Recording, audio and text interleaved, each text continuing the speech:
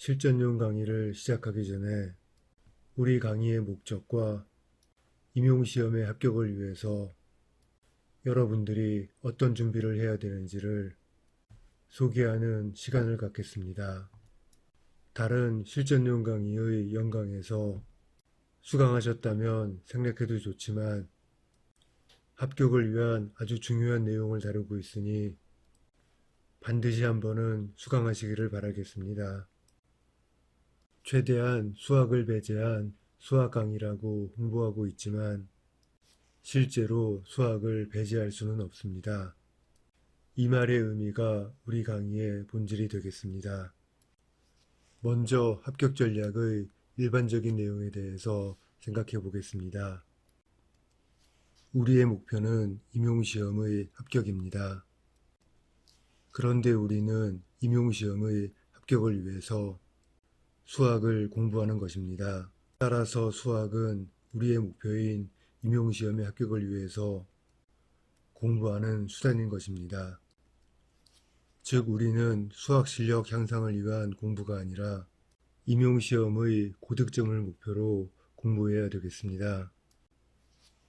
따라서 시험과 수학의 경계에서 균형을 잘 잡아야 되겠습니다. 수학은 수단일 뿐 목표가 아니라는 것이 우리 강의의 핵심이고 최대한 수학을 배제했다라는 의미가 되겠습니다. 이번에 임용시험 수학의 경쟁률이 5대1 정도가 되었습니다. 과거의 10대1, 20대1의 경쟁률보다는 낮아졌지만 여전히 높은 경쟁률의 시험이 되겠습니다. 5대1 정도의 경쟁률의 시험에서 100% 합격을 보장하는 전략은 존재할 수 없습니다. 다만 합격의 가능성을 최대한 높이는 방법을 찾는 것이 합격 전략이 되겠습니다. 너무나 당연하게 모든 사람에게 딱 들어맞는 합격 전략은 존재할 수 없고 개인마다 현재의 상황과 특성에 따라서 공부하는 방법이 달라야 하겠습니다.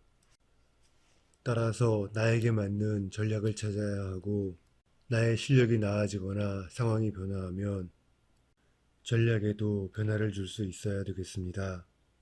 그런데 합격 전략에 관한 지금까지의 설명들이 너무 당연한 것 같지만 사실 합격의 가능성을 높이는 개인에 따라 다르다와 같은 추상적이고 애매한 표현으로 구체적인 합격 전략을 구성할 수 없습니다. 추상적이고 애매한 표현은 버리고 합격을 위해서 우리가 추구해야 될 중간 목표를 설정하겠습니다.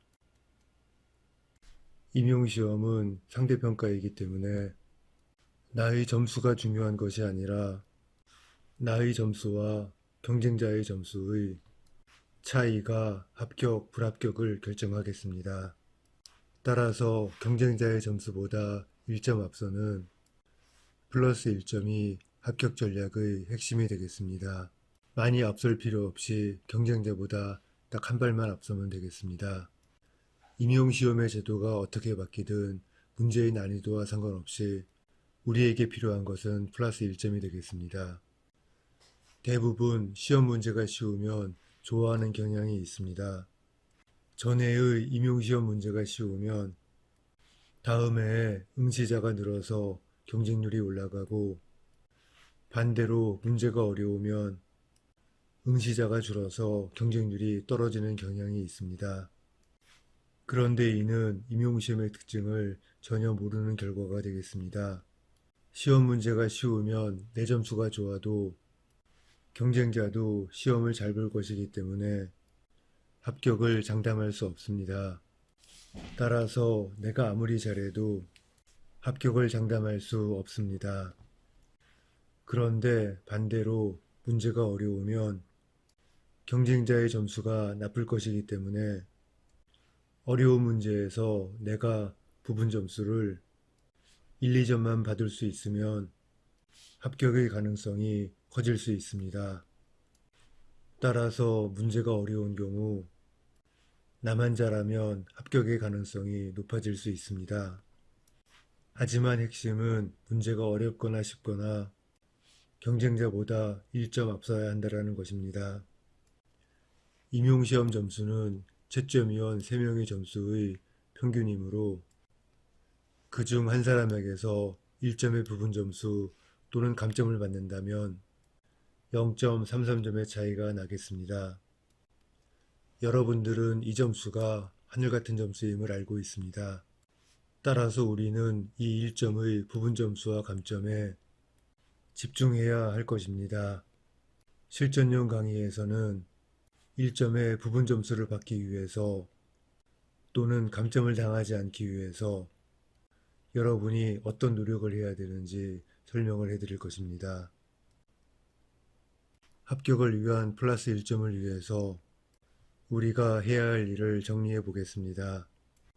이때 경쟁자도 열심히 공부하는 것을 인정해야 되겠습니다. 따라서 경쟁자를 앞서는 것은 아주 힘든 작업이 되겠습니다. 먼저 기본적인 주제에서 문제가 출제된다면 경쟁자에게 앞서지는 못해도 최소한 뒤처지지는 말아야 되겠습니다. 즉, 나의 약점을 최소화해야 되겠습니다. 그러나 너무도 당연히 약점을 완벽히 없애는 것은 불가능하겠습니다. 따라서 이러한 나의 약점에서 경쟁자에게 많이 뒤떨어지지 않는 전략을 세워야 되겠습니다.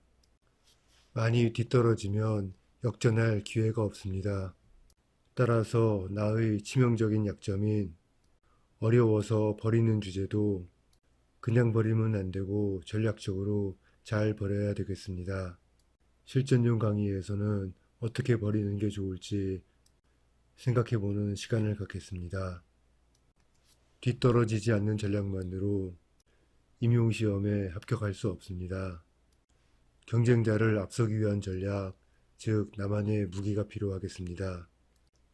그런데 경쟁자도 열심히 공부하기 때문에 경쟁자의 약점은 어려운 주제일 것이고 나의 강점이 되기는 어렵습니다. 따라서 경쟁자를 앞서기 위해서 절대로 필요한 나만의 무기를 어떻게 만들어야 되는지 고민해 봐야 되겠습니다. 수학은 아주 방대한 학문이므로 남아있는 기간 동안 전 범위를 공부할 수 없습니다. 따라서 공부할 범위를 선택해서 집중하는 선택과 집중이 필수가 되겠습니다. 집중해서 준비할 선택한 부분은 경쟁자도 이 부분을 선택해서 공부한다면 뒤떨어지지 않아야 하고 경쟁자가 이 부분을 선택하지 않았다면 앞설 수 있는 기회가 될 수 있습니다. 따라서 선택한 부분에서 문제가 출제된다면 절대로 감점 없이 문제를 해결할 수 있도록 집중해서 공부해야 되겠습니다. 문제는 선택하지 않은 부분이 되겠습니다. 선택하지 않은 부분은 완벽히 포기한 부분이 아닙니다. 나의 약점인 선택하지 않은 부분에서 문제가 출제되는 경우 내가 만일 100지를 제출했다면 경쟁자와의 점수 차이가 크게 벌어질 수 있습니다. 점수 차이가 크게 벌어지면 다른 과목이나 수학교육, 교육학에서 역전을 하기가 너무나 어렵습니다. 따라서 어떻게든 점수 차이를 줄일 수 있는, 즉 부분 점수를 받을 수 있는 보호막이 필요하겠습니다. 선택하지 않은 부분에서 어떻게 보호막을 치고 잘 버려야 하는지가 핵심 전략이 되겠습니다. 그런데 내가 선택하지 않은 부분을 경쟁자도 선택하지 않았다면 이 부분은 동시에 경쟁자의 약점일 수도 있습니다. 그리고 준비한 보호막이 성공을 해서 부분 점수를 받을 수 있다면 경쟁자에게 앞설 수 있는 무기가 될 수도 있습니다. 따라서 선택하지 않은 어려운 부분에서 어떻게 보호막을 구성할지가 중요한 핵심 전략이 되겠습니다. 여러분들이 임용시험 문제를 받으면 문제를 해결하기 위해서 열심히 노력을 할 것입니다. 그런데 대부분의 수험생들은 수학적으로만 문제를 해결하려고 하고 있습니다. 문제를 푸는 과정에서도 절대로 수학만을 고집해서는 안 되겠습니다.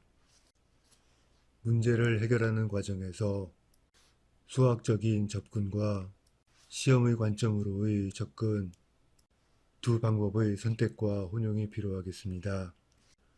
수학적으로 완벽하게 문제를 해결하는 것이 목표가 아니고 최대한 많은 점수를 받는 것이 목표가 되겠습니다.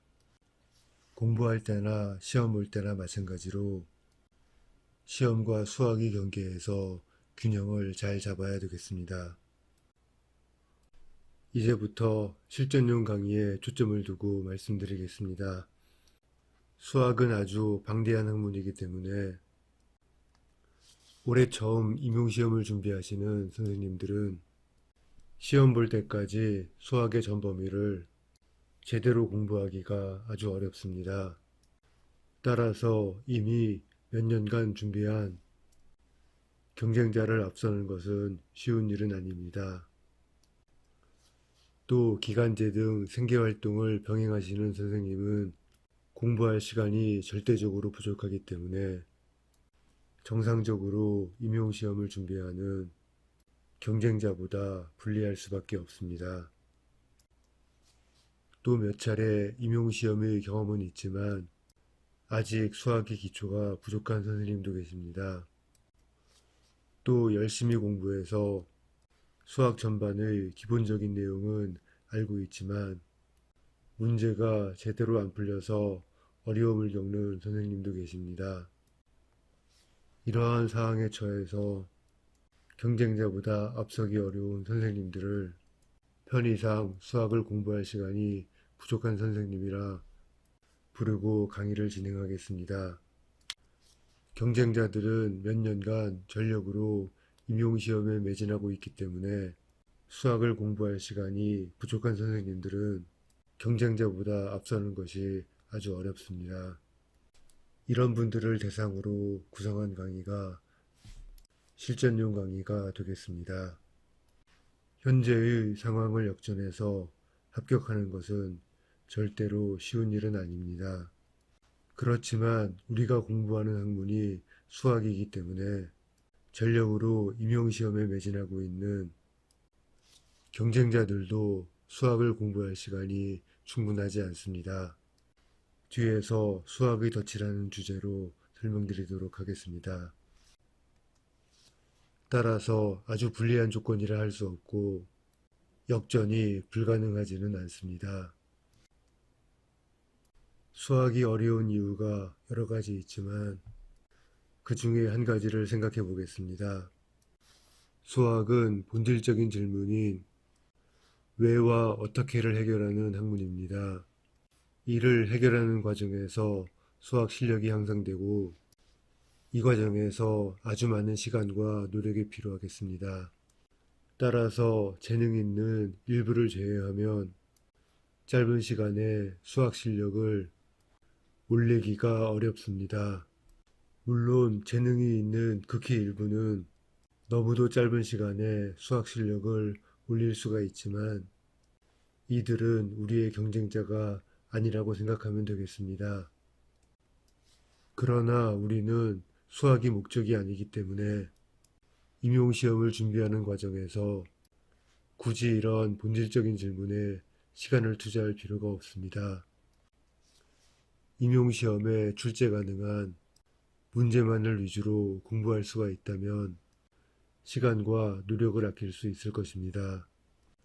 그러나 이는 현실적으로 불가능합니다. 수학의 지식은 서로 연관성을 갖고 있기 때문에 단순하게 출제 가능한 부분만을 떼어서 공부할 수는 없습니다. 수학의 여러 가지 개념 사이의 연관성을 이해해야지 출제 가능한 부분만을 공부할 수 있습니다. 이것이 실전용 강의의 중요한 목표 중 하나가 되겠습니다. 실전용 강의의 소개 문구에 수학을 최대한 배제한이라는 의미는 본질적인 질문인 왜와 어떻게를 최대한 배제하고 진행하는 강의라는 의미가 되겠습니다. 이 강의를 수강하시는 공부할 시간이 상대적으로 부족하신 선생님들은 약점이 되는 포기하는 부분이 경쟁자보다 많을 것입니다. 그렇다고 해서 올해는 포기하고 내년을 목표로 공부하는 계획을 짤 수는 없습니다. 최선을 다해서 올해 경쟁해보고 불행히 실패한다면 올해의 경험을 바탕으로 다시 준비를 시작하는 것이 현명하고 효율적인 생각입니다. 따라서 현재의 불리한 상황을 뒤집고 임용시험에 매진하고 있는 경쟁자와 경쟁을 해서 앞설 가능성이 있는 계획을 짜야 되겠습니다. 아무리 열심히 공부해도 1년 동안 모든 내용을 공부할 수가 없으니 버리고 포기할 부분을 찾고 선택한 부분을 집중적으로 공부할 수밖에 없습니다. 포기하는 부분이 경쟁자보다 많을 것이기 때문에 선택한 부분에서 출제된 문제에서 완벽하게 점수를 얻더라도 선택하지 않은 부분에서 점수를 얻지 못하면 경쟁자를 앞설 수가 없습니다. 따라서 이미 설명했지만 선택하지 않은 부분은 무조건 버리는 부분이 아니고 전략적으로 잘 버려야 되겠습니다. 선택하지 않은 부분에서 문제가 출제되었을 때 경쟁자와의 점수 차이를 줄일 수 있는, 즉 부분 점수를 노릴 수 있는 보호막이 필요하겠습니다. 현재 이 강의를 수강하시는 분들은 경쟁자보다 약간 불리한 상황에 놓여 있을 것입니다. 이제부터 약간 긍정적인 이야기를 해보겠습니다. 과연 좋은 수학 실력이 고득점을 보장할지 생각해 보겠습니다. 이미 말씀드렸지만 수학을 열심히 공부한다와 임용시험 준비를 잘하고 있다는 동치가 아닙니다. 조금 뒤에 예와 공식 체증기준표를 통해서 확인해 보겠습니다. 일단 극단적인 생각을 해보겠습니다. 올해 만일 제가 수능을 봤다면 과연 고득점을 했을까 생각해 보겠습니다. 수학 실력은 너무나 당연하게 고3 수험생보다 제가 월등히 좋습니다. 그렇지만 저는 수능 준비를 하지 않았고 수능에 어떤 문제가 출제되는지 전혀 알지 못하고 있습니다. 그렇다고 절대 나쁜 성적을 받지는 않을 것입니다. 그렇지만 틀림없이 계산할 시간이 부족할 것이므로 최상위권의 성적은 기대할 수 없을 것입니다. 그런데 만일 2, 3일 정도 시간을 내서 어떤 문제가 출제되는지 확인해보고 문제에 맞춰서 계산 연습을 진행한다면 최상위권의 점수를 받을 수 있을 것입니다. 따라서 수학 실력과 시험 점수가 정비례한다고 말할 수 없습니다. 좋은 시험 점수를 받기 위해서는 수학이 아닌 시험을 위한 공부를 해야 되겠습니다. 다음에 경쟁자가 빠지기 쉬운 함정인 수학의 덫에 대해서 생각해 보겠습니다. 수학은 아주 어려운 학문이라서 재능이 뛰어난 극히 일부를 제외하면 열심히 공부해도 크게 실력이 늘지 않습니다. 특히 어느 정도 궤도에 오르면 다음에는 아무리 시간을 투자해도 크게 실력이 늘지 않습니다. 예를 들어서 어느 수학의 주제는 10시간 정도 공부할 때까지는 실력이 늘지만 그 다음부터는 실력이 크게 늘지 않을 수 있습니다. 즉 3시간 공부한 사람보다는 10시간 공부한 사람이 실력이 좋겠지만 그 다음부터는 10시간 공부한 사람, 20시간 공부한 사람, 100시간 공부한 사람은 실력 차이가 크지 않을 수 있습니다. 만일 여러분의 경쟁자가 이미 10시간을 공부한 상태라면 그 다음부터는 시험에 전혀 도움이 되지 않는 공부로 시간을 낭비하는 것입니다. 따라서 여러분의 경쟁자가 여러분보다 훨씬 많은 시간을 공부했다 하더라도 생각보다 실력 차이가 크지 않을 수 있습니다. 이 함정은 수학 실력 향상만을 목적으로 공부하면 빠지기 쉬운 함정이 되겠습니다. 우리의 목표가 수학 실력 향상이 아닌 임용시험에 합격이라는 것을 생각하면 함정을 피해갈 수 있습니다. 흔히 수학은 재미없고 어려운 학문이라 생각하지만 문제풀이에 관심을 갖고 공부하다 보면 세상의 어떤 것보다 깊은 중독성을 가지고 있습니다. 따라서 수학에 집중해서 공부하다 보면 임용시험 합격이라는 목표를 잃어버리고 수학을 위한 공부를 하게 되는 경향이 있습니다. 이는 재능이 뛰어난 수험생들이 자주 빠지는 함정이 되겠습니다. 우리는 절대로 목표와 수단을 혼동하지 말아야 되겠습니다. 종합해보면 경쟁자의 실력이 생각보다 뛰어나지 않을 수 있고 내가 포기한 부분이 나만의 약점이 아니라 경쟁자와 공동의 약점이 될 수 있을 것입니다. 합격 전략을 구성할 때 우리가 신경 써야 할 몇 가지 사항을 살펴보겠습니다. 먼저 임용시험에 출제되는 문제의 특징을 보겠습니다. 임용시험은 반드시 합격자를 배출해야 되기 때문에 최소한 일정 비율은 과락을 넘겨야 되겠습니다. 만일 문제가 어려워서 거의 대부분 과락으로 떨어지고 합격자를 배출하지 못하면 큰일이기 때문에 어려운 문제 위주로 구성을 할 수가 없습니다. 또 지금 제도의 답안지 여백이 수학의 서술형 문제의 답을 작성하기에는 너무 좁습니다. 따라서 어렵거나 풀이가 긴 문제보다는 기본적인 문제를 중심으로 출제할 수밖에 없습니다. 심지어는 문제에서 풀이에 관한 결정적인 힌트를 주는 경우도 있습니다. 그런데 얼핏 봐서는 힌트로 보이지 않도록 숨겨서 출제하기 때문에 이런 힌트를 놓치지 않도록 훈련할 필요가 있습니다. 서술형 문제는 채점자에 따라서 점수가 달라질 수밖에 없습니다. 그런데 임용시험은 국가고시이기 때문에 이 차이를 최대한 줄이기 위해서 형식적인 채점 기준에 맞춰서 채점을 하고 있습니다. 따라서 채점 기준이 조금 이상하게 느껴질 수도 있습니다. 뒤에서 공식 채점 기준표를 보면서 생각해 보도록 하겠습니다. 따라서 채점 기준을 이해하지 못한다면 뜻밖의 감점을 당할 수 있고 받을 수 있는 부분 점수를 놓칠 수도 있습니다. 따라서 채점 기준의 원칙을 이해하고 채점 기준을 예상할 수 있어야 되겠습니다. 채점 기준을 예상할 수 있으면 최대한 감점을 피하고 부분 점수를 많이 획득할 수 있습니다. 합격 전략의 핵심이 부분 점수와 감점임을 생각한다면 채점 기준의 이해가 합격 전략의 첫걸음임을 알 수 있습니다.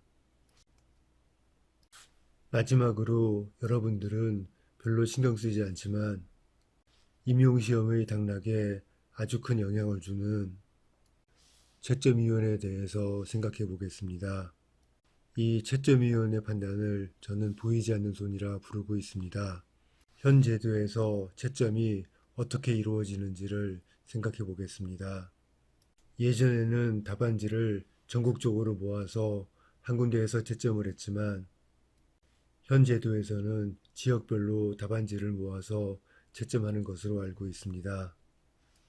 또 과거에는 수학과의 박사과정 학생들이 채점을 했지만 현 제도에서는 작년, 재작년에 임용시험에 합격한 여러분의 선배 중에서 채점위원을 선별하고 있습니다.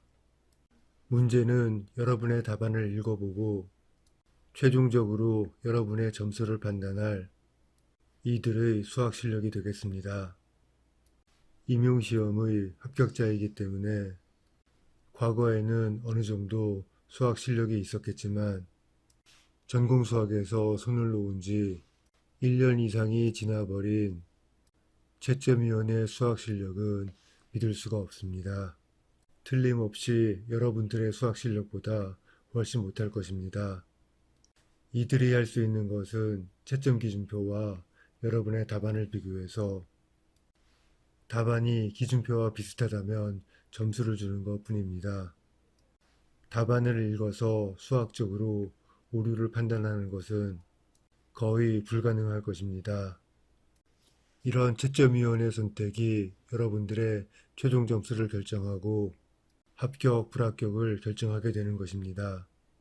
이런 의미로 채점위원회 선택을 제가 보이지 않는 손이라 부르고 있습니다. 수학적인 관점으로 채점위원회 점수를 100% 신뢰할 수는 없지만 채점 기준표와 비교해서 점수를 주는 것이므로 8, 90% 이상은 신뢰할 수 있습니다. 더군다나 특정인에게 유리하거나 불리하게 채점하지는 않기 때문에 현실적으로는 이들의 채점을 믿고 진행할 수밖에 없습니다. 그렇지만 이를 잘 이용하면 모르는 문제에서도 부분 점수를 받을 수 있습니다. 이것이 우리의 최종 전략이 되겠습니다. 수학적으로 문제를 잘 해결하는 것보다 보이지 않는 손, 즉 채점위원회 선택을 내 편으로 만드는 것이 훨씬 중요하겠습니다. 예를 들어서 문제 하나가 잘 풀리지 않을 때 여러분의 선택입니다. 한 선생님은 수학적으로 고민하다가 아주 기발한 방법을 발견해서 문제를 해결했습니다. 그런데 이런 특별한 경우 채점위원이 점수를 주지 않을 수도 있습니다. 수학적으로는 문제가 없을 수 있지만 채점 기준표와 답안을 비교하는 채점위원이 수학적으로 판단할 능력이 없다면 완전 오답으로 생각하고 점수를 주지 않을 가능성이 농후하겠습니다. 반대로 다른 선생님은 문제풀이는 포기하고 알고 있는 비슷한 문제의 풀이를 흉내내서 그럭저럭 답안지를 꾸몄습니다. 물론 수학적으로는 말이 안 되지만 운이 좋게 초반의 흐름이 채점 기준표와 비슷하다면 채점위원이 부분 점수를 줄지도 모르는 것입니다. 이처럼 채점위원의 눈에 아는 사람의 답안으로 보이는 것이 아주 중요하겠습니다. 이것이 합격 전략의 마지막 퍼즐이 되겠습니다. 작년까지는 이런 내용은 모의고사반에서 다루고 있었습니다. 그런데 모의고사반은 너무 시험에 가깝게 개설되기 때문에 채점위원을 공략하는 연습을 해볼 시간이 부족했습니다. 그래서 올해에는 실전용 강의로 미리 시작을 하는 것입니다. 얼핏 생각하면 임용시험은 여러분과 경쟁자의 대결 같지만 사실 임용시험은 여러분과 채점위원과의 게임이 되겠습니다. 여러분이 쓴 답안지에 채점위원이 점수를 매기는 것입니다. 또 얼핏 생각하면 채점위원이 점수를 매기니까 채점위원이 칼자루를 쥔 유리한 게임 같지만 사실은 여러분이 유리한 게임이 되겠습니다. 채점위원은 수학 실력이 좋지 않기 때문에 여러분의 답안과 채점 기준표를 단순 비교만 할 뿐입니다. 이런 채점위원을 여러분들이 답안지로 공격을 하는 것입니다. 여러분들이 채점위원보다 수학 실력이 좋기 때문에 모르는 문제라도 채점위원이 착각할 수 있도록 얼마든지 공격할 수 있습니다. 특히 채점위원은 3명이나 되기 때문에 이 중에 어느 한 명이라도 여러분의 공격에 넘어간다면 부분 점수를 획득할 수 있는 것입니다. 이렇게 획득한 부분 점수가 여러분의 합격에 결정적인 역할을 할 수 있습니다. 지금까지의 내용을 간단히 정리하고 구체적인 예를 통해서 확인해 보도록 하겠습니다. 합격에 필요한 플러스 1점을 위하여 아는 문제는 절대로 실수하거나 감점을 당하지 말고 모르는 문제에서는 최대한 많은 부분 점수를 받아야 되겠습니다. 이를 위해서 감점과 부분 점수를 결정하는 채점 기준의 원칙을 이해해야 되겠습니다. 또 수학이 아닌 시험의 관점으로 접근해야 하고 가장 중요한 보이지 않는 손을 내 편으로 만들 수 있는 답안을 작성해야 되겠습니다. 이를 위해서는 당연히 백지 답안은 절대 금지가 되겠습니다. 답안 작성의 중요성은 아무리 강조해도 모자랄 정도입니다. 비슷한 실력이라면 답안 작성이 합격 여부를 결정하고 심지어 약간의 실력 차이는 답안 작성으로 얼마든지 역전이 가능합니다. 이제 답안의 구체적인 예와 공식 채점 기준표를 통해서 합격 전략의 의미를 확인해 보겠습니다. 2000년 임용시험은 공식 채점 기준표를 갖고 있기 때문에 이때의 문제의 예로 생각해 보겠습니다. 2000년 임용시험에 응시한 A와 B 두 선생님의 답안을 채점해 보고 공식 채점 기준표와 비교해 보겠습니다. 먼저 7번 대수학 문제를 보겠습니다. 군 대문자지의 임의의 원소 지에 대해서 지의 여건이 자기 자신 지일 때 지가 가한군임을 보이라는 문제가 되겠습니다. 답안을 보기 전에 문제 자체의 특징을 보겠습니다. 일단 배점이 5점짜리 문제가 되겠습니다. 지금의 제도에서는 서술형 문제는 모두 4점이지만 과거에는 문제의 배점이 정해지지 않았습니다. 출제위원이 배점을 정할 수 있고 대부분의 문제가 3점이나 5점이었지만 무려 7점짜리 문제가 출제된 적도 있었습니다.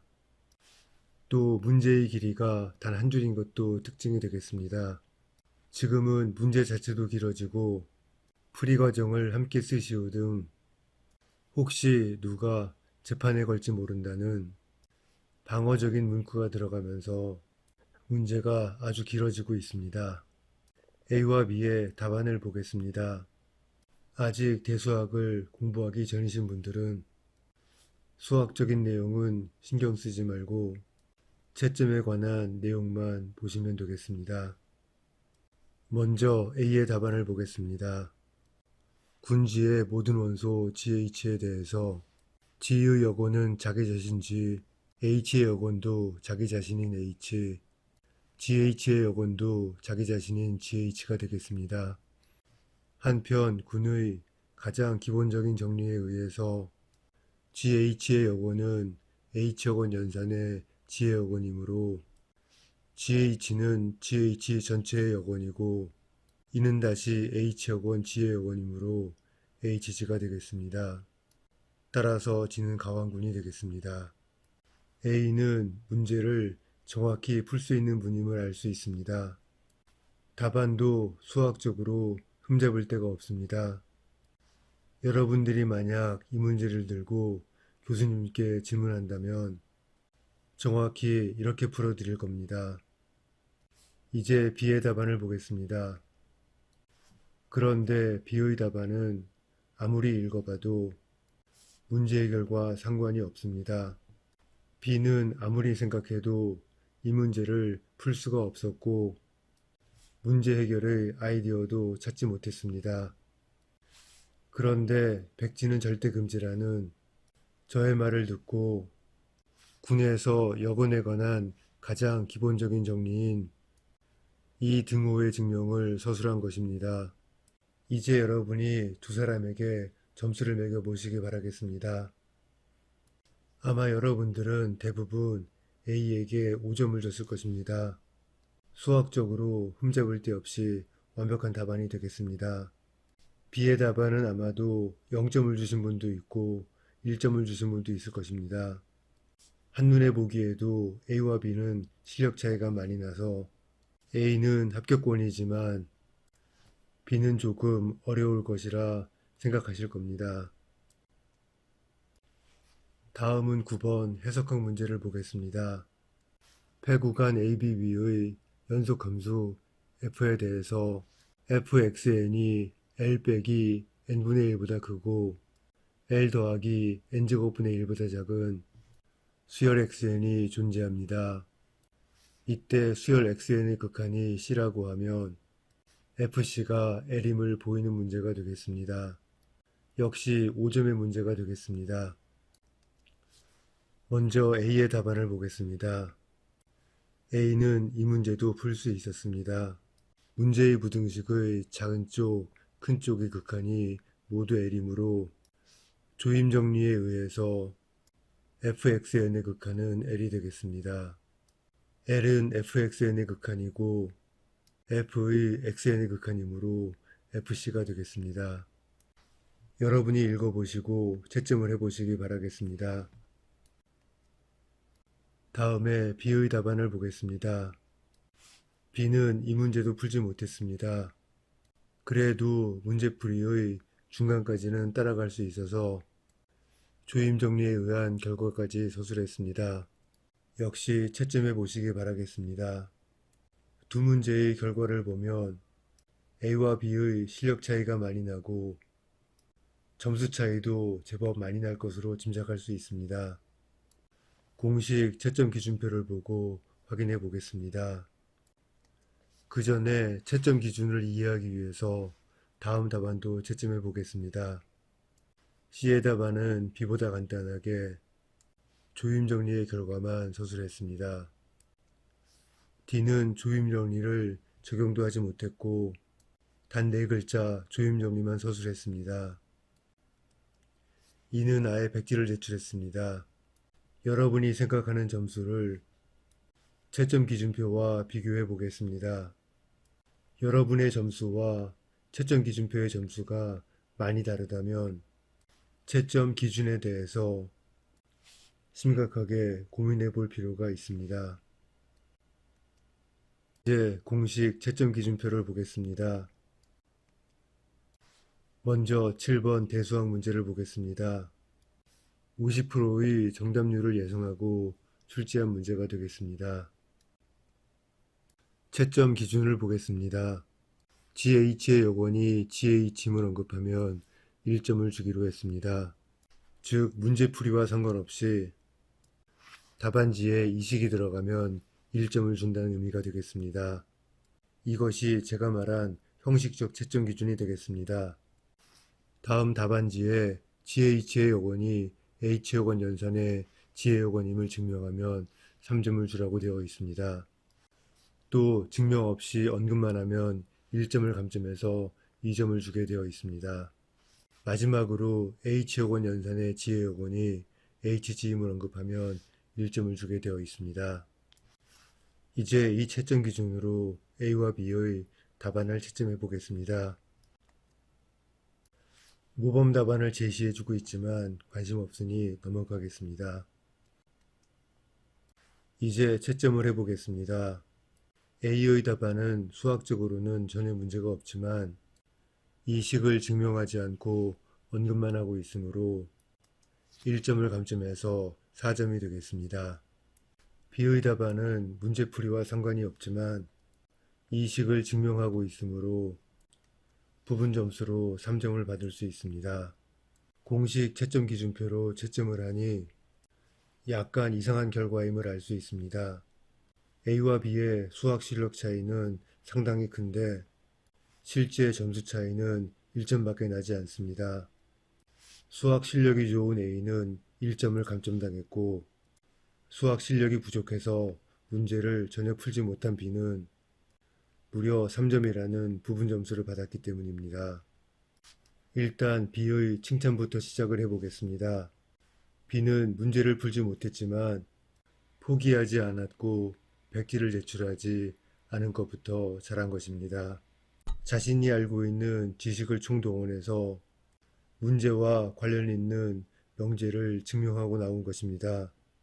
B는 답안을 제출하고 나왔을 때 자신의 점수를 0점이라 생각했을 것입니다. 아마 채점하신 여러분들도 0점 또는 1점을 주었을 것입니다. 이는 채점 기준의 원칙을 이해하지 못했다라는 증거가 되겠습니다. 채점 기준의 원칙을 이해했다면 채점 기준표를 보지 않더라도 B의 답안은 2점이나 3점일 것으로 예상할 수 있습니다. 채점 기준의 원칙은 나중에 생각하기로 하고 여러분들은 임용시험에서 B와 같은 선택을 할 수 있어야 되겠습니다. 모르는 문제라도 절대로 포기하지 말고 부분 점수를 받을 수 있는 방법을 찾아야 되겠습니다. 문제는 A입니다. A는 1점의 감점을 당했고 이 감점으로 불합격할 수도 있습니다. 그런데 A의 답안은 수학적으로는 전혀 흠을 잡을 수가 없습니다.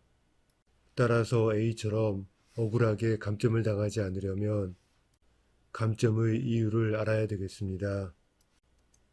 그런데 과연 A가 억울할지 생각해 보겠습니다. 계속 강조해 왔지만 임용시험 준비와 수학 공부는 다른 것입니다. 감점이 시험 준비를 제대로 하지 못한 결과라면 절대로 억울할 수 없습니다.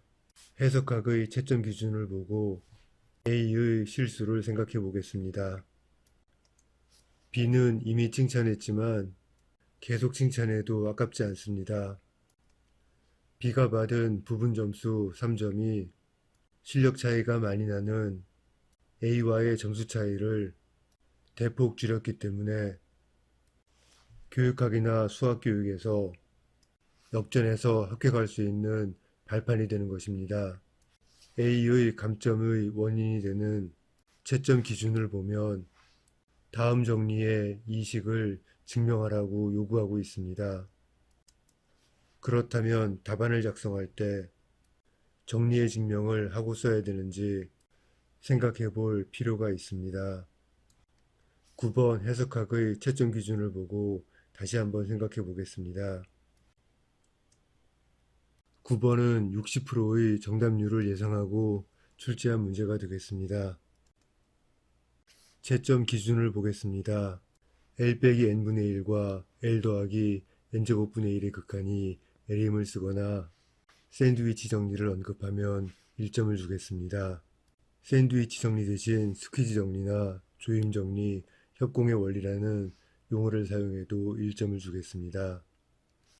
다시 말해서 문제풀이와 상관없이 답안지에 조임 정리 4글자만 들어있으면 1점을 준다는 것입니다. 이런 형식적인 채점 기준의 원칙을 이해할 수 있다면 모르는 문제에서도 점수를 받을 수 있을 것입니다. 채점 기준을 계속 보겠습니다. 수열 fxn의 극한이 L임을 언급하면 1점을 주기로 했습니다. 또 f가 C에서 또는 패구간 AB에서 연속이라고 하는 서술과 함께 fxn의 극한이 FC라고 쓰면 3점을 주겠습니다.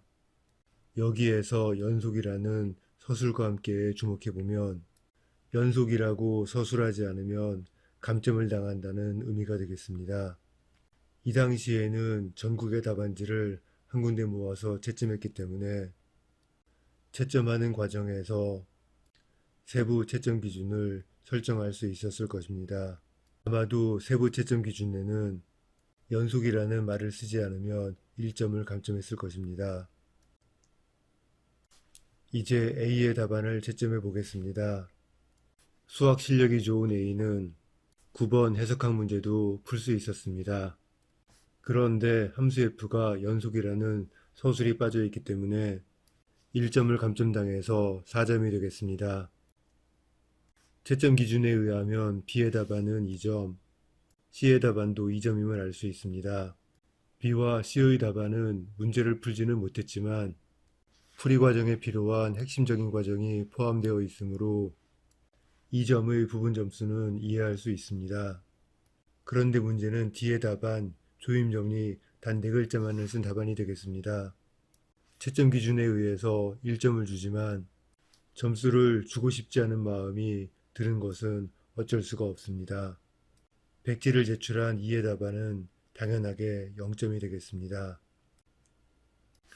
이제 A와 B의 결과를 비교해 보겠습니다. 수학의 관점으로 본다면 A의 실력이 B의 실력보다 아주 월등하게 좋은 것을 알 수 있습니다. A는 두 문제를 모두 풀 수 있었고 B는 대수학 문제는 손도 못 대고 해석학 문제는 중간 정도까지밖에 풀지 못했습니다.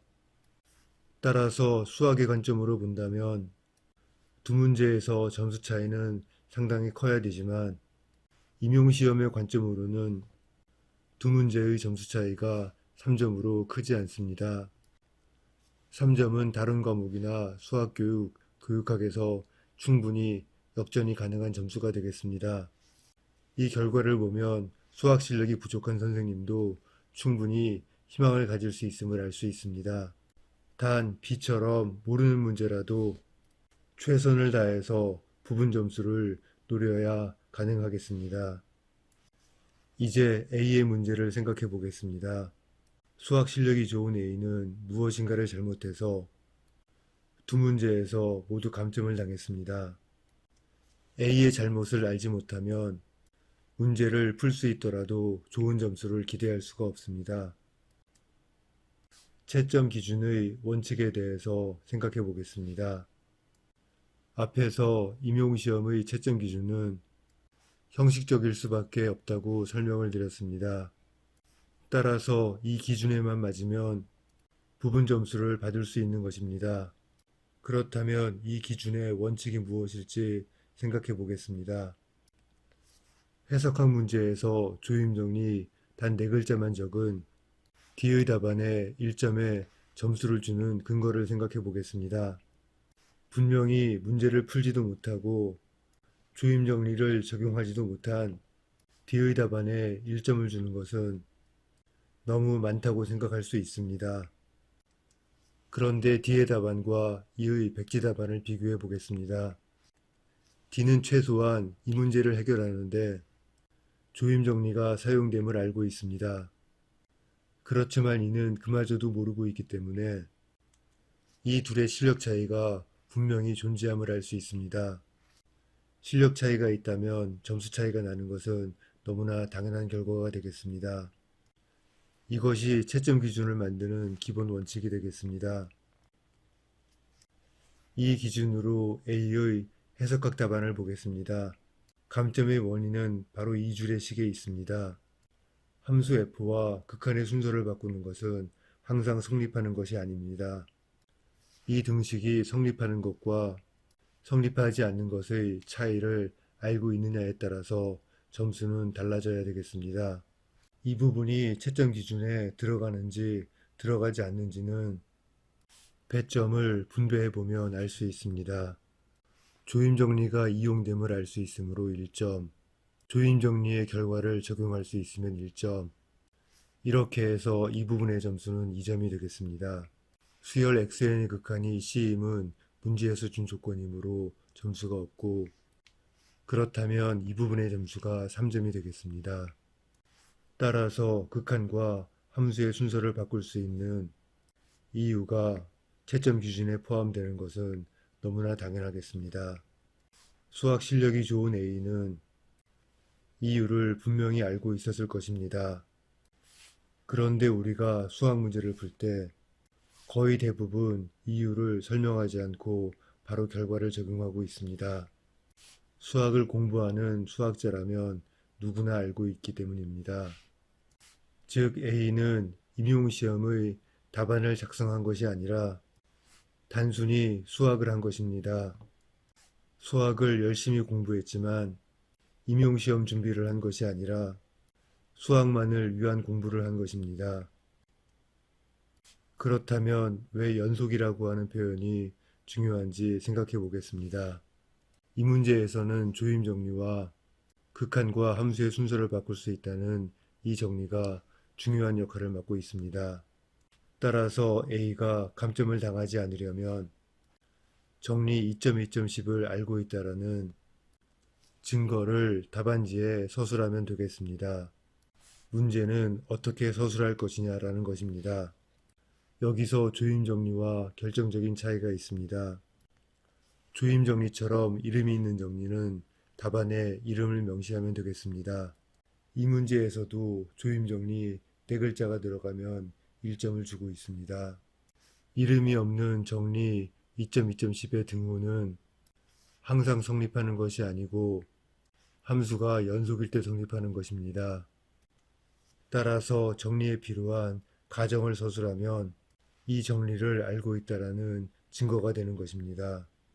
따라서 정리의 가정을 서술하지 않으면 정리를 모르고 항상 등호를 쓰는 사람일 수도 있으므로 감점을 하는 것입니다. 따라서 정리의 가정을 정확히 기억하지 못하면 감점을 당할 수 있습니다. 항상 정리의 과정을 정확히 기억해야 되겠습니다. 이렇게 해서 해석과 9번에서 A가 감점을 당한 이유를 알아봤습니다. 이제 7번 대수학 문제에서 감점을 당한 이유를 생각해 보겠습니다. 7번에서 A는 정리의 증명을 서술하지 않고 바로 사용했다고 감점을 당했습니다. 그런데 해석과 9번에서는 정리의 증명을 요구하지 않았습니다. 심지어 조임정리 단 4글자만 서술해도 1점을 받을 수 있었습니다. 그렇다고 대수학에서는 증명을 하고 해석학에서는 증명하지 않는 이러한 기준은 있을 리가 없습니다. 조금 전 해석학 9번 문제에서도 잠시 따져봤지만 배점을 분석해 보겠습니다. 이 문제는 단순한 수학 문제가 아니고 시험으로서 5점짜리 문제가 되겠습니다. 그렇다면 A의 답안에는 이 5점의 배점이 모두 있어야 되겠습니다.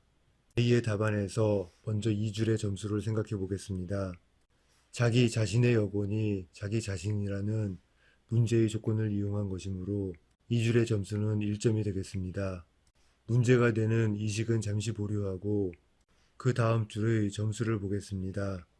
먼저 이 등호는 이미 위에서 1점을 받은 식이므로 더 이상의 점수가 없습니다. 마지막의 등호는 처음 나온 식이지만 역시 문제의 조건을 이용하는 것이므로 1점 정도를 줄 수 있습니다. 전체 문제는 5점인데 지금까지 확보한 점수는 2점이 되겠습니다. 그렇다면 군의 기본 정리인 이 식의 배점이 3점이 되어야 5점의 배점을 채울 수 있습니다. 그런데 이 식을 알고 있다라는 것만으로 3점을 줄 수는 없으므로 무엇인가 출제위원이 따로 요구하는 것이 있다라는 것입니다. 이 생각을 A는 하지 않은 것입니다.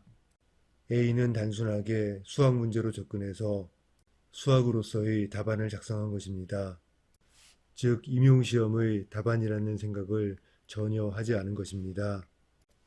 임용시험 준비와 수학 공부는 가장 기본적인 원칙을 무시하고 수학만을 공부한 결과가 되겠습니다. A가 답안을 쓰면서 배점을 생각했다면 틀림없이 출제위원이 무엇인가를 더 원한다는 것을 알 수 있었을 것입니다. 그런데 추가할 내용은 더 이상 없으므로 출제위원이 이 식의 증명을 요구하고 있음을 짐작할 수 있습니다. 수학을 잘하는 A가 이 증명을 모를 리가 없습니다. 따라서 A가 배점에 신경 써서 답안을 작성했다면 감점을 당하지 않았을 것입니다. 시험이 아닌 수학을 한 A는 실력이 떨어지는 B와의 점수 차이를 벌리지 못했습니다. 물론 여기에는 포기하지 않고 부분 점수를 최대한 받아낸 B의 노력도 한몫을 했습니다. 만일 이 문제가 3점짜리 문제였다면 어떻게 되었을지 예상해 보겠습니다. A의 답안의 배점 분석은 아까와 동일하겠습니다. 이 줄의 1점, 이 식의 1점 모두 2점을 확보했으므로 이 정리의 배점은 1점이 되겠습니다. 따라서 이번에는 감점이 없이 3점을 모두 받을 것입니다. 그렇다고 이번에도 배점 고려 없이 답안을 적었다면 감점을 당하지 않은 것은 운이 좋았을 뿐이라고 할 수 있습니다. 앞으로 여러분들은 아는 문제라면 절대로 감점당하지 않도록 배점을 고려하면서 답안을 작성해야 되겠습니다. 이제 B의 답안을 보겠습니다. 배점이 3점으로 바뀌면 이 식을 서술하면 1점이라고 채점 기준이 바뀔 것입니다. 따라서 B의 점수는 1점이 되겠습니다. B의 부분 점수는 줄었지만 B는 잘못한 것이 없습니다. B는 최선을 다했고 배점 때문에 채점 기준이 바뀌어서 그런 것입니다. 무조건 자세하게 답안을 쓸 수 있다면 감점을 피할 수는 있겠지만 현실적으로 시간의 제한과 좁은 답안지 여백 때문에 무조건 자세하게 서술할 수가 없습니다. 현 제도에서는 서술형 문제의 배점이 4점으로 고정되어 있습니다. 내가 작성한 답안의 배점이 4점보다 작다면 보이지 않고 결과만 서술한 명제의 증명을 간단하게 추가해야 되겠습니다. 반대로 내가 작성한 답안의 배점이 4점보다 충분히 크다고 판단된다면 사소한 명제들은 증명 없이 서술하면 되겠습니다. 이를 위해서 평상시에 채점 기준을 예상하고 예상 배점에 따라 답안을 작성하는 훈련을 충분히 해야 되겠습니다. 이제 다른 예를 보겠습니다. 함수한 급수를 어려워하는 A와 B 두 선생님의 판단의 결과를 확인해 보겠습니다. 먼저 A의 판단은 함수한 급수가 너무 어렵고 공부에 진도도 잘 나가지 않기 때문에 함수한 급수를 공부할 시간에 다른 주제를 공부하는 것이 훨씬 효율적이라 생각하고 포기하기로 마음먹었습니다. B도 마찬가지로 포기하기로 마음먹었지만 만일 함수한 급수에서 문제가 출제된다면 무조건 N판정법에 의해서 균등스럼한다고 답안에 서술하기로 마음을 먹었습니다. N판정법의 내용을 보겠습니다.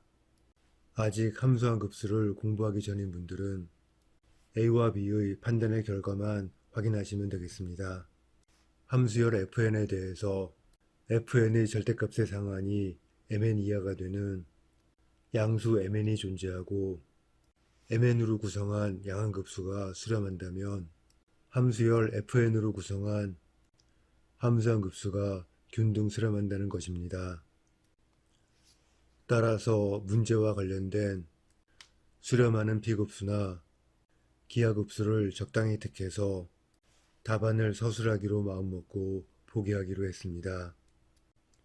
B는 A와 다르게 부분 점수를 위한 보호막을 치고 포기한 것입니다.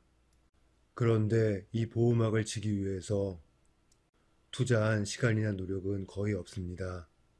문제와 관련된 수렴하는 P급수나 기하급수를 찾고 N판정법에 의해서 함수한 급수가 균등스럼한다고 답안에 쓰기만 하면 되는 것입니다. 그런데 경쟁자와 점수 차이가 벌어지는 것을 막기 위해서, 즉 방어를 위해서 친 이 보호막이 경우에 따라서는 경쟁자를 앞서는 무기가 될 수도 있습니다. A와 B가 2025년 임용시험을 응시했다면 전공 B의 10번에서 포기한 주제인 함수한 급수의 문제를 풀게 될 것입니다. 0 이상의 구간에서 함수열 fn이 조금 귀찮은 규칙으로 정의되어 있습니다. 함수한 급수 fn이 0 이상의 구간에서 고르게 수렴함을 보이는 문제가 되겠습니다. 또 0 이상의 구간에서 fn의 이상적 분의 값을 an이라 할 때 급수 an의 값을 구하는 문제가 되겠습니다. A와 B의 판단의 결과를 확인하기 전에 문제에 관한 수학적인 내용을 조금만 다루도록 하겠습니다. 아직 함수한 급수를 공부하기 전이라면 결과를 인정하고 따라오시면 되겠습니다. 함수열의 규칙이 귀찮아서 계산이 복잡해 보이지만 이 문제에는 결정적인 힌트가 있습니다. 앞에서도 언급했지만 제발 점수를 받아가서 과락을 면하라고 하는 출제자의 의도로서 임용시험의 특징이 되겠습니다. 함수한 급수가 고르게 수렴함을 보이는 단계는 B의 예상대로 N판정법을 이용하는 문제가 되겠습니다. 그런데 고르게 수렴함을 보이고 나서 급수 AN의 값을 구하라고 하고 있습니다. 이 둘은 당연히 관계가 있을 것입니다. 즉 함수한 급수가 고르게 수렴하므로 이를 이용해서 급수의 값을 구할 수 있다는 뜻입니다. 리만 적분 가능한 함수열로 이루어진 함수한 급수가 고르게 수렴하면 fn의 부분합이 갖는 리만 적분의 성질이 유지되겠습니다. 따라서 급수와 적분의 순서를 바꿀 수 있습니다. 이를 이용해서 급수 AN의 값을 구하는 것입니다. 이 문제는 함수한 급수가 고르게 수렴함을 보이는 단계를 빼더라도 성립하는 문제가 되겠습니다. 그런데 고르게 수렴함을 보이라는 문제를 빼버리면 이 문제는 아주 어려운 문제가 되겠습니다. 급수의 값을 어떻게 구할지 아이디어를 찾아야 하기 때문입니다. 그런데 고르게 수렴함을 보이라는 단계를 추가함으로써 급수의 값을 구하는 방법을 알려주고 있고 고르게 수렴함을 보이면 이 점의 부분 점수를 주겠다고 채점 기준까지 친절하게 알려주는 것입니다. 이렇게 문제에서 주는 결정적인 힌트를 절대로 놓치지 않고 찾아내서 완벽하게 문제를 풀지 못하더라도 반드시 부분 점수를 받아내야 될 것입니다. 자, 이제 A와 B의 판단의 결과를 보겠습니다. 함수한 급수를 완전히 포기한 A는 백지를 제출할 수밖에 없을 것입니다. 따라서 이 문제에서 경쟁자와의 점수 차이가 크게 벌어지고 이를 극복하고 역전하는 것은 아주 어려울 수밖에 없습니다. 그런데 간단한 정리 하나로 보호막을 치고 포기한 B는 N판정법에 의해서 함수한 급수가 고르게 수렴한다라고 답안을 작성하고 부분 점수 1점을 받을 수 있습니다. 그런데 A는 최선을 다한 것이 아닙니다. 이 정도 보호막은 N판정법 단 4글자만을 기억해도 충분히 1점을 받을 수 있는 보호막이 되겠습니다. 따라서 당연히 더 많은 부분 점수를 노릴 수 있는 답안을 작성해야 되겠습니다. N판정법을 적용하기 위해서는 함수열 fn의 절대값보다 더 크고 급수가 수렴하는 수열을 찾아야 되겠습니다. 당연히 비급수 또는 기하급수이므로 문제의 함수열의 규칙을 보고 짐작할 수 있습니다. 더군다나 문제 마지막에 제시한 급수도 p가 2인 비급수가 되겠습니다. 따라서 계산해 보지 않았지만 fn의 절대값은 n제곱분의 1 이하일 것이고 n제곱분의 1을 이용해서 다음과 같이 답안을 쓸 수 있습니다. 이렇게 답안을 쓰면 2점의 부분 점수를 얻을 수 있습니다. 이 경우 문제가 쉬워서 n제곱분의 1이 바로 보였지만 문제가 어려워서 수렴하는 비급수를 찾기가 어렵다면 수렴하는 비급수를 적당히 하나 찍어서 답안을 작성하면 되겠습니다. 만일 이렇게 찍어서 택한 급수가 출제자가 원하는 급수가 아니더라도 이 형태로 답안을 써야 더 많은 부분 점수를 얻을 확률이 클 것입니다. 채점위원의 눈에 더 많이 아는 사람의 답안으로 보이기 때문입니다. 여러분들의 최종 점수는 채점위원의 손에 달려 있고 이들이 보기에 아는 사람의 답안으로 보인다면 당연하게 더 좋은 점수를 받을 수 있을 것입니다. 보이지 않는 손을 내 편으로 만드는 것이 합격 전략의 마지막 퍼즐이 되겠습니다. 따라서 답안에 자주 사용하는 문장의 패턴을 기억해 두면 편리하게 사용할 수 있습니다. 또 수학적으로 본다면 이 부등식의 증명이 아주 중요한 단계가 되겠습니다. 그렇지만 이 단계의 증명이 채점 기준에 포함될 리가 없기 때문에 서술할 필요가 없습니다. 이렇게 판단하는 근거는 배점이 되겠습니다.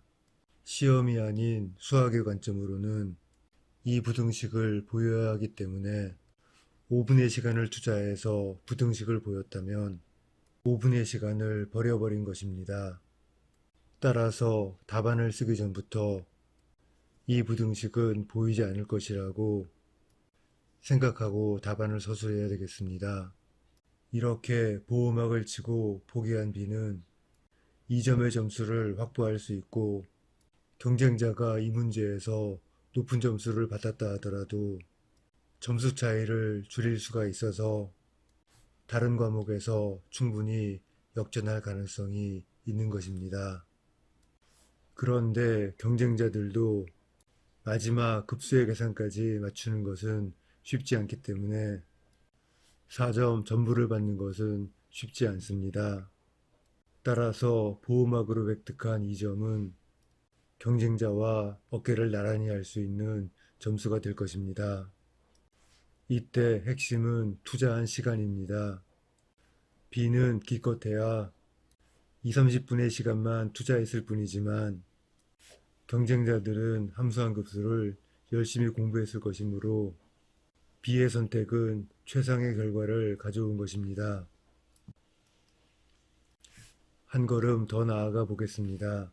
리만 적분 가능한 함수열과 함수한 급수가 균등스름한다면 극한함수도 리만 적분 가능하고 리만 적분과 극한의 순서를 바꿀 수 있다라는 다음 정리로 보호막을 한 겹 더 추가한다면 최소한 3점은 받을 수 있고 마지막 계산까지 성공한다면 4점도 받을 수 있는 답안 작성이 가능하겠습니다.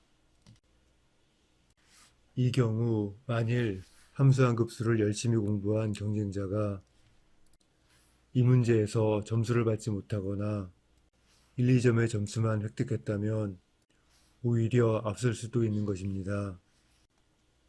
따라서 나의 약점을 방어하는 보호막은 방패일 뿐만 아니라 경쟁자보다 앞설 수 있는 나만의 무기가 될 수 있습니다. 실전용 강의에서는 이런 보호막을 어떻게 칠 것인지 같이 고민해 보겠습니다. 시험의 관점을 익히기 위해서 문제를 조금 변형해 보겠습니다. 함수한 급수가 고르게 수렴하는지 판단하시오로 문제를 바꿔봤습니다. 이렇게 변형한 문제와 원래의 문제의 차이점을 생각해 보겠습니다.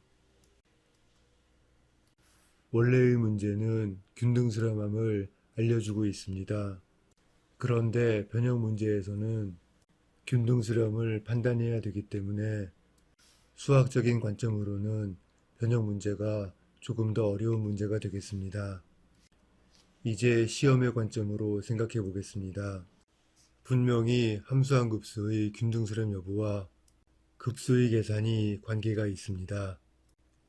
그런데 만일 함수한 급수가 균등스름하지 않는다면 적분에 관한 좋은 성질이 보존되지 않기 때문에 적분으로 정의한 급수 AN을 계산할 방법이 없습니다.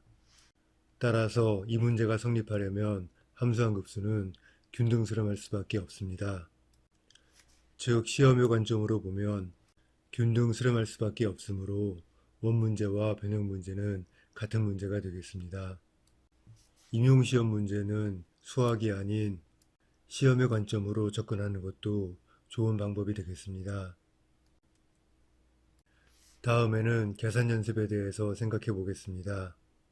그동안 진행한 기본이론반에서는 계산 연습을 따로 다루지 않았습니다. 그런데 이론보다 계산이 중요한 주제와 과목이 있습니다. 예를 들어서 선형대수학은 이론적인 문제는 거의 출제되지 않고 계산 문제 위주로 출제되고 있습니다. 미분기하학도 마찬가지입니다. 따라서 실전용 강의에서는 계산 연습도 같이 진행하겠습니다. 물론 계산 연습을 완벽히 다룰 수는 없습니다. 특별한 주제를 가지고 주제에 맞춰서 계산 연습을 진행하겠습니다. 흔히 계산 연습은 많은 문제를 풀어봄으로써 실수를 줄이고 계산 속도를 빠르게 하는 과정이라 생각하고 있습니다. 즉 정석적인 방법의 반복 연습이라 생각하고 있습니다. 그런데 수학에서 정석적인 방법이란 어느 문제를 가져와도 해결할 수 있는 범용성이 핵심이 되겠습니다. 따라서 흔히 생각하는 계산 연습은 어떤 문제를 가져와도 해결할 수 있는 방법을 연습하는 것입니다. 그런데 임용시험의 문제는 거의 대부분 특별한 경우의 문제가 되겠습니다. 따라서 이런 특별한 경우만을 해결하는 방법이 정석적인 방법보다 더 효율적일 수 있습니다. 그렇다면 굳이 정석적인 방법을 고집할 필요가 없을 것입니다. 임용시험에 출제될 수 있는 특별한 경우를 빠르고 정확하게 계산하는 방법을 익히고 연습하도록 하겠습니다. 예를 들어서 선형대 수학에서는 거의 대부분 3차원 공간의 계산 문제가 출제되고 있습니다. 따라서 3차원 공간에서만 사용할 수 있는 외적을 이용해서 계산할 수 있습니다. 이 방법은 정석적인 방법이 아니므로 교재나 수업 시간에는 다루고 있지 않습니다. 그렇지만 임용시험에서는 효과적으로 사용할 수 있습니다. 이제 마무리하겠습니다. 이렇게 수학에 집중할 시간이 상대적으로 적은 분들을 위해서 수학의 본질적인 질문인 왜와 어떻게에 관한 설명을 최대한 배제하고 수학 실력이 부족한 현재의 상태에서 최대한 임용시험의 고득점을 노리는 강의가 실전용 강의가 되겠습니다. 실전용 강의로 임용시험 준비를 마쳤다고 할 수는 없겠지만 최소한 경쟁할 수 있는 수준까지는 준비할 수 있을 것입니다. 실전용 강의는 나중에 정석적으로 수학 공부를 할 때에도 큰 도움이 될 것입니다. 기존의 개설 과목인 기본이론반은 수학 실력이 좋으면 좋을수록 유리하다는 원칙에 따라서 수학 실력 향상을 위한 강의가 되겠습니다. 그에 반해 실전용 강의는 수학 실력의 향상보다 임용시험에 초점을 둔 강의가 되겠습니다. 기본이론반을 강의하는 나는 수학 선생이지만 실전용 강의 시간의 저는 수학 선생이 아닙니다. 실전용 강의의 중요한 목표이면서 합격을 위해서 반드시 필요한 여러분의 마음가짐을 소개하겠습니다. 경쟁자보다 단 0.1점이라도